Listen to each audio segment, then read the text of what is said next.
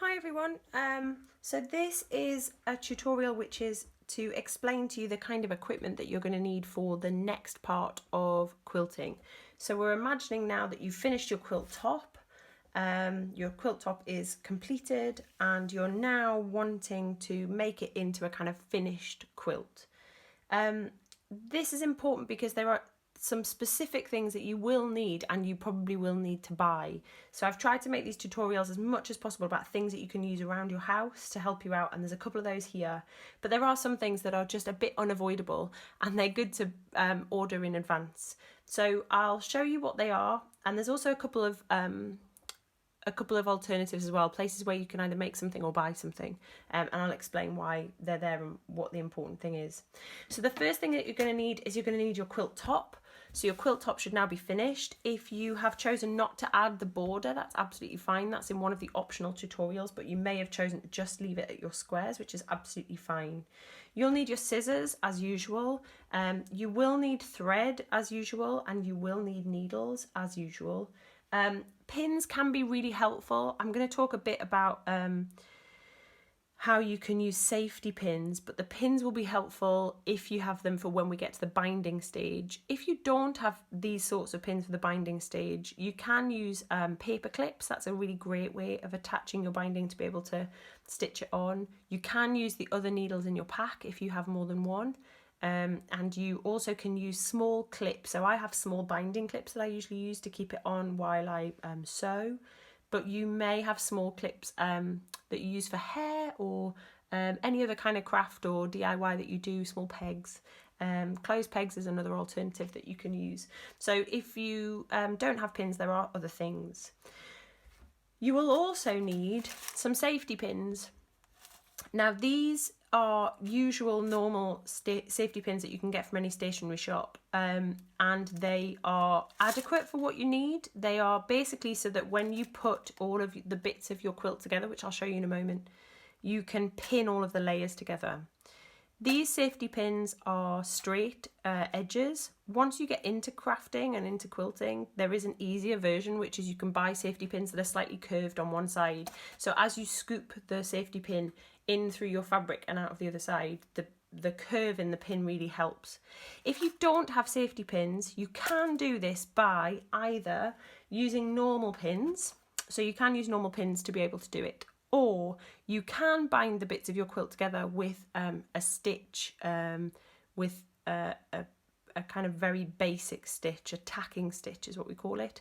And in the tutorial, which is about adding the batting and the backing, I'll explain to you how to do that. So if you don't have safety pins and you don't have pins, there is still a way that you can do it. So one of the other things that you'll need at this point is you will need some cotton wadding or polyester wadding for your quilt. Once you've made your quilt top, what you're going to do is you're going to make a quilt sandwich. So you'll have a backing material. So I have a piece of backing material here, which I'll show you. And backing material can just be one straight sheet of any material that you want. If you don't have something big enough, you can stitch two things together exactly the same as you did with the squares and just give it a really good iron. The backing can match the front of your quilt, but in my experience, people tend not to look at the backs of them. So if you have to choose a fabric that's really different, it doesn't matter so much. The other thing that you're going to need at this point is you're going to need some cotton wadding. Now this is something that you will have to buy. You can use polyester wadding, and if that's all you can get, then that's fine. Polyester wadding tends to be much harder to stitch, and it tends to also be really hot. So once you've made your quilt, let's say you give it to a baby or a small child, it tends to be really, really hot underneath.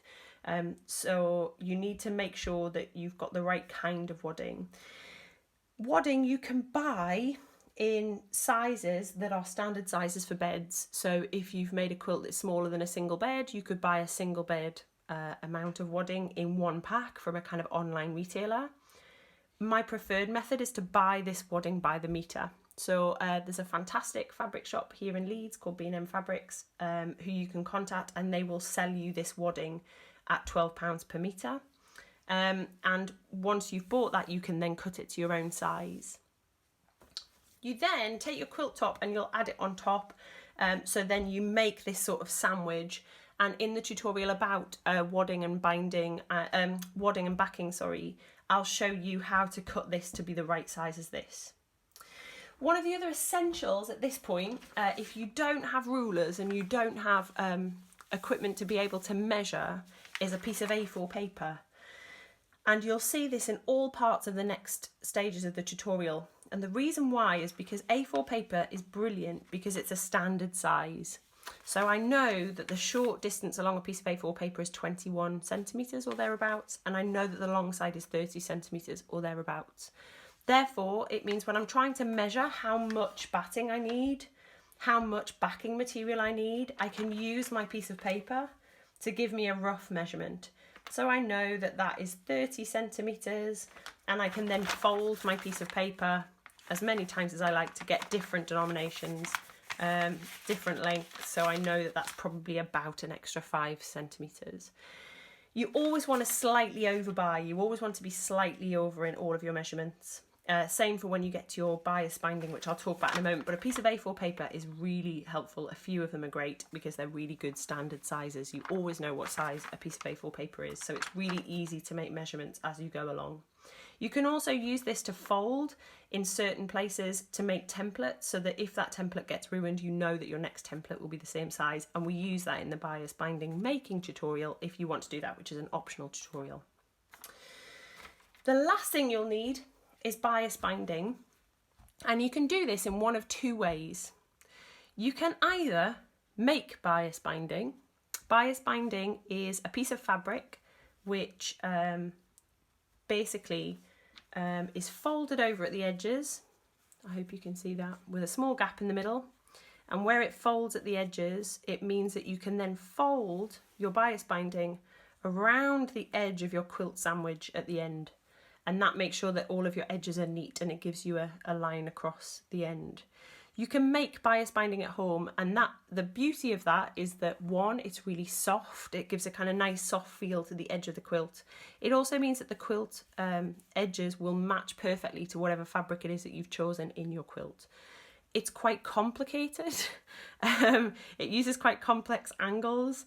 It takes a long time. It involves a lot of ironing. So if you're sitting at home knowing that you hate ironing, or that your iron is gathering dust in your basement, and you don't want to have to get it out, don't make your own binding. Buy your binding, which you can do. And this is a bought binding, which I'm going to use for this tutorial, partly because it matches the quilt top and partly because I didn't want to make any special.